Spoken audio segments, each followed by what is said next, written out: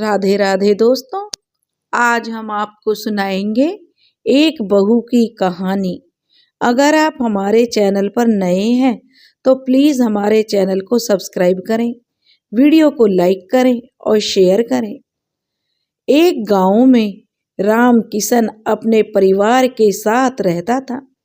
राम किशन के बेटे का विवाह कहीं से हो नहीं रहा था, इसलिए मजबूरी में राम किशन ने एक गरीब घर में अपने बेटे का विवाह कर दिया।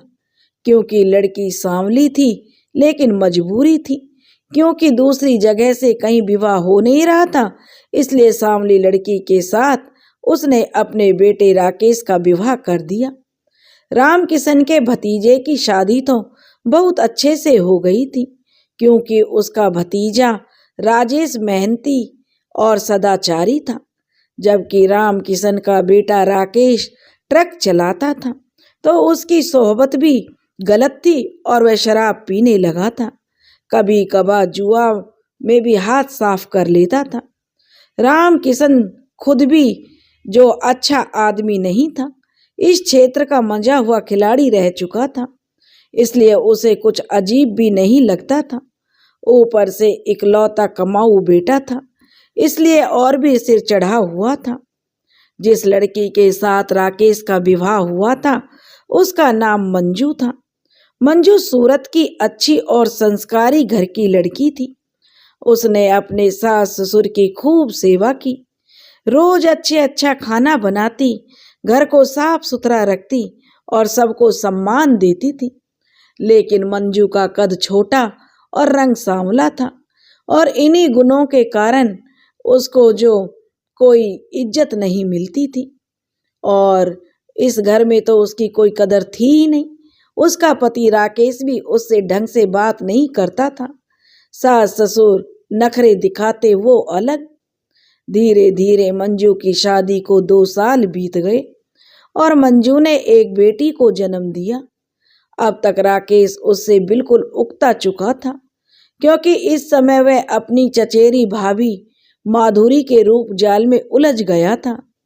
राकेश की पत्नी 2 बच्चों की मां होकर भी जो बहुत ही सुंदर थी। राकेश ट्रक लेकर वापस आता था तो एक से एक महंगे उपहारों से अपनी भाभी माधुरी का घर पाट देता था। बच्चों के लिए खिलौने और भाभी माधुरी के लिए अच्छे अच्छे कपड़े साड़ी लेकर आता था। लेकिन जो कहते हैं ना, रिश्तों की मर्यादा होती है एक, लेकिन रिश्तों की मर्यादा तो टूटनी ही थी जब मोहल्ले वालों को दाल में कुछ काला लगने लगा। कहते हैं इश्क और मुश्क छुपाए नहीं छुपता। राजेश बेचारा दिन भर खेती के काम में उलझा हुआ थका हारा शाम को घर लौटता तो उसे रास्ते में ही अपनी पत्नी माधुरी के किस्से सुनने को मिल जाते थे। जब राजेश अपनी पत्नी माधुरी से पूछता तो माधुरी मुकर जाती थी। वह राजेश को छोड़ सकती थी, परंतु राकेश को नहीं। खेती में इतने रुपए का खर्च नहीं हो सकता। राकेश ने जो रूप को परास्त करने के लिए रुपयों को ही हथियार बना लिया था, क्योंकि खेती में इतनी आमदनी होती नहीं थी जो राकेश की तरह। राकेश ज्यादा कमाता था, ट्रक चलाता था, और राजेश खेती करता था तो वह माधुरी के जो शौक पूरे नहीं कर पाता था। खूबसूरत माधुरी से प्रेम लीला करने के कारण जो राकेश को अब अपनी पत्नी मंजू बहुत ही मनहूस लगने लगी थी। एक दिन उसने मंजू को घर से निकाल दिया। खबर लगने पर बेचारी मंजू के गरीब माँ बाप आए और उन्होंने राकेश के पैर पकड़कर जो खूब गिड़गिड़ाए कि हमारी बेटी को घर में रहने दो, वो तुम्हारे काम करेगी, तुम्हारे बर्तन धोएगी, घर का काम करेगी, चाहे नौकरानी ही बनाकर रख लेना, चाहे जो करना, हम कभी कुछ कहने नहीं आएंगे, लेकिन हमारी बेटी को घर से मत निकालो। पड़ोसी और गांव के लोग भी सिफारिश करने पर आए और उन्होंने जो राकेश ने किसी की नहीं मानी, और मानते भी क्यों, इस समय इन गरीब माँ बाप के सामने राकेश और उसका परिवार शहंशाह थे। आखिर रोते कलपते माँ बाप अपनी बेटी और अपनी देवती को अपने साथ ले गए। अब राकेश और माधुरी राजेश को दरकिनार करके पति पत्नी की तरह रहने लगे थे। बदनामी तो बहुत हो चुकी थी, इसलिए राजेश ने भी माधुरी को छोड़ दिया था। राम किशन और उसकी पत्नी शांति ने नैतिकता की हदें पार करते हुए माधुरी और उसकी दोनों बेटियों को अपना लिया था। इस काम की समाज में बहुत ही ज्यादा निंदा हुई थी। राकेश पास के शहर में किराए का मकान लेकर रहने लगा था और जो माधुरी की लड़कियां थीं वो इंग्लिश मीडियम स्कूल में पढ़ने लगी थी। माधुरी तो बड़ी ठसक से रहने लगी थी। आसपास किसी को कुछ पता ही नहीं था, पर किसी के सुख संसार में आग लगाकर कोई सुखी कहाँ रह पाया है। विधाता ने माधुरी की सजा तय कर दी थी। राजेश के साथ उसने अपना घर बिगाड़ा था और राकेश के साथ उसने अपना घर बसा लिया था। राकेश के सिर से इश्क का भूत अब तक उतरने लगा था। कहाँ तो वह मंजू से पड़े पड़े सेवा करवाता था और कहाँ दो दो बच्चों की परवरिश और माधुरी के नाज नखरे सहता था। अब वह रोज राकेश शराब पीता और अपने ड्राइवर दोस्तों को बुलाकर जुआ भी खेलता। काम पर भी कभी कभार ही जाता था। धीरे धीरे वह घर का सामान बेचने लगा। जिस चमक दमक के लिए माधुरी ने अपनी सुखी गृहस्थी को ठोकर मारी थी, उसी को जब वह बेचने पर उतारू हो गया तो वह जो क्रोधित हो उठी, फुंकार उठी एक नागिन की तरह कि तुम कुछ नहीं बेचोगे राकेश, और वह उसे रोकने लगी। अब राकेश ने शराब के नशे में माधुरी की खूब पिटाई की और कहने लगा, क्या वह यह सामान अपने साथ लाई थी? कहने लगा, ये सामान सब मेरा है, मैं चाहे जो करूं। माधुरी ने अपनी दोनों लड़कियों की कसम खाकर जो कहा, अगर तुम्हें जहर देकर ना मार डाला ना मैंने तो राकेश जब कहना। जब अपने देवता सरीखे पति को मैंने छोड़ दिया तो राकेश तुम कौन चीज हो? बात में वजन था। वह माधुरी को छोड़कर राकेश अपने घर भाग आया। अब माधुरी के पास कोई सहारा नहीं था। मायके में सबने उससे पहले ही अपना रिश्ता तोड़ दिया था। अब जो माधुरी की कोई नहीं था, उसकी मौसी के भी कोई नहीं था, इसलिए जो माधुरी ने उसे ही सहारा देख लिया कि मौसी के कोई नहीं है, तो वह अपनी मौसी के घर चली गई, क्योंकि मौसी को उसका सहारा था और उसको मौसी का। अब राम किशन का दुलारा बेटा राकेश फिर से कुंवारा रह गया। शांति देवी को अपने कर्मों की सजा मिली। वह लकवा ग्रस्त हो गई, क्योंकि वह जो लकवा से पीड़ित थी और महीने भर एड़ियां रगड़ रगड़ कर भगवान को प्यारी हो गई। इसी समय एक और गाज गिरी। राकेश ट्रक लेकर गया था तो उसका एक्सीडेंट हो गया। वह सब छोड़ छाड़ कर भाग आया। दोनों बाप बेटे, 2 औरतें और 3 बच्चियों को दर दर की ठोकरें खाने के लिए मजबूर कर चुके थे। 2 साल गुजर गए। धीरे धीरे जो समय बीत गया, इतना बड़ा घर अब भाएं भाएं करता था, क्योंकि दोनों बाप बेटे भूतों की तरह अकेले घूमते रहते थे। राम किशन अपने गंजे सिर को सहलाते हुए सोचता रहता कि क्या किया जाए कि मेरा तो वंश नाश ही हो जाएगा नहीं तो। राकेश भी अब ये लीलाएं करते करते जो 40 का हो गया था।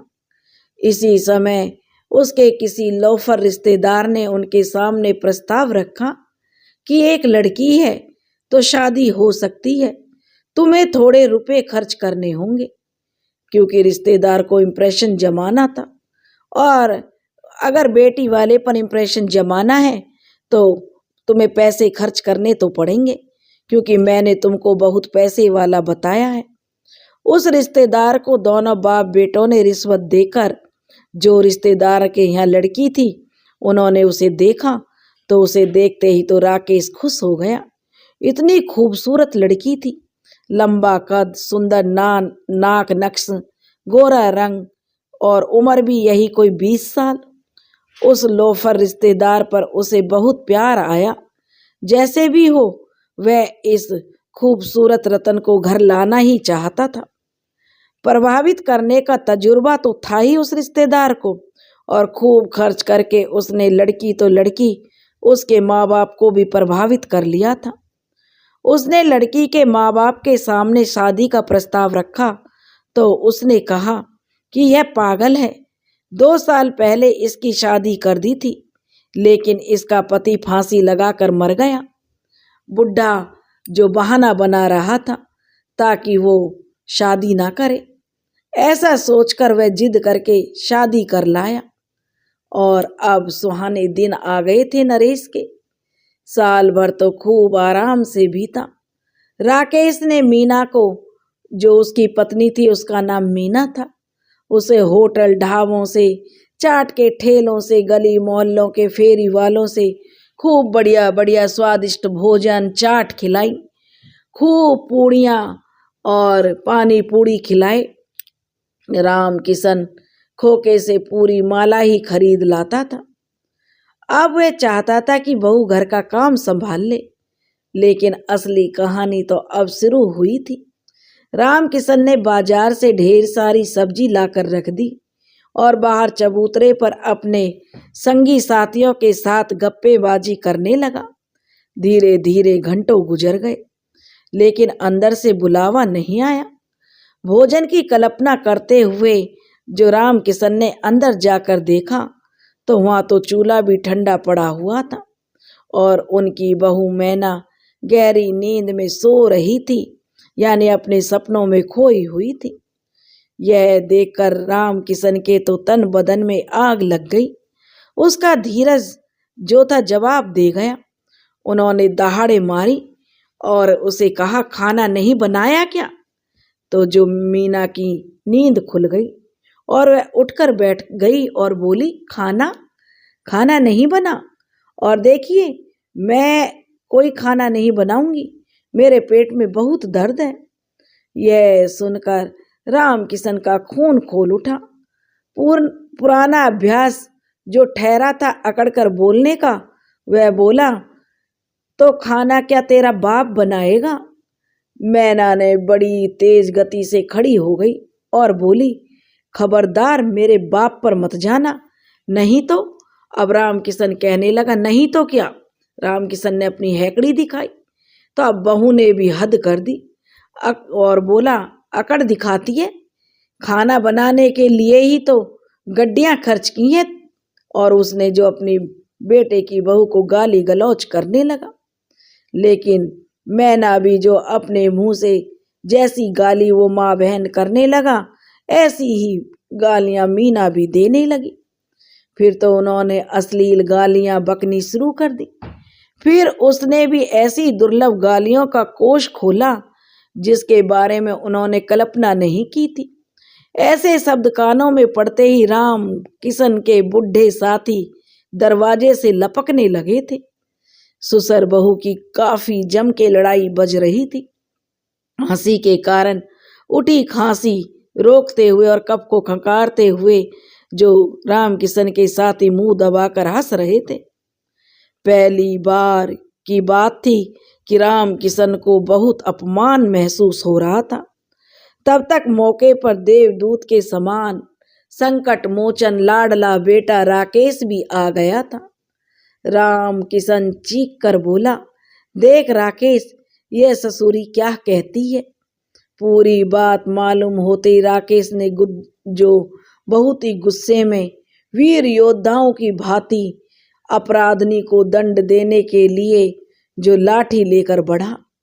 राम किशन के बुजुर्ग साथी दिल थामकर सांस रोककर अगले पल की प्रतीक्षा कर रहे थे कि आगे क्या होगा, और ऊपरी मन से चिल्ला रहे थे, हे राकेश रुको रुको, मारना मत। तब तक तो लाठी चली गई मगर मैना पर नहीं। जो ससुर के दोस्त थे मैना के, वो देख रहे थे। मैना ने तो झट से लाठी छीनकर राकेश पर ही उल्टी जड़ दी थी। राकेश हक्का बक्का रह गया। मैना लाठी को दोनों हाथों से ऊपर ताने पैंतरा बदल रही थी। वह भी कूद कूद कर। मुंह लाल हो गया था, गले की नसें मैना की तनी हुई थी। गालियों का अक्षय भंडार राकेश पर खाली करती हुई मीना ललकार रही थी, अगर एक बाप का है साले तो आ तेरी। तो उसने जो गालियां का पिटारा खोल दिया। अपने अपमान को मिटाने के लिए राकेश टूट पड़ा और उसने मारा, पर मार ज्यादा खाई थी उसी ने। यह खबर बिजली की तरह पूरे गांव में फैल गई। सभी लोग खुश थे। लोग मनी मन हंसते हुए राम किशन के सामने हंडिया की तरह मुंह लटका कर कहते, राम किशन भाई, अब की बहू कम दिमाग की है। राम किशन तिल मिलाकर कहता, कुलक्षणी बहू है, किस्मत फूटी थी जो यह आई है। राकेश अपने साथी जुआरियों के साथ जुआ खेलने बैठा था। खेल शुरू होने ही वाला था कि मैना लाठी लेकर भूत की तरह प्रकट हुई और लगी राकेश को ललकारने। जुआ खेलने बैठा है, खाना क्या तेरा बाप बनाएगा? राकेश ने साथियों के सामने फीकी सी मुस्कान से धीमी आवाज में बताया कि इसको ना, जो मेरी पत्नी है, इसको पागलपन का दौरा पड़ता है। और वह गाय की तरह अपनी पत्नी के पीछे पीछे चला गया। घर जाकर उसने मीना की पिटाई लगाई और खुद खाई भी। मीना ने भी घर भर के कपड़े जमा करके उनमें आग लगा दी। अब मोहल्ले वालों ने भी दखल दिया कि कहीं कोई घटना हो गई तो पुलिस मोहल्ले वालों से पूछेगी। मोहल्ले वालों को देखकर दोनों बाप बेटे शेर हो गए और टूट पड़े बेचारी मीना पर। मीना ने भी जो ईंट का टुकड़ा राम किशन के सिर पर जड़ दिया। राम किशन लहूलुहान हो गया। अब मोहल्ले वालों ने सलाह दी कि तुम्हारी बहू पागल है, इसे पागल खाने ले जाओ। थाली फूटी, झंकार निकल गई, कहावत सच हो गई। दोनों बाप बेटों की बदनामी तो खूब हो चुकी थी, लेकिन अब दोनों बेशरम बन चुके थे।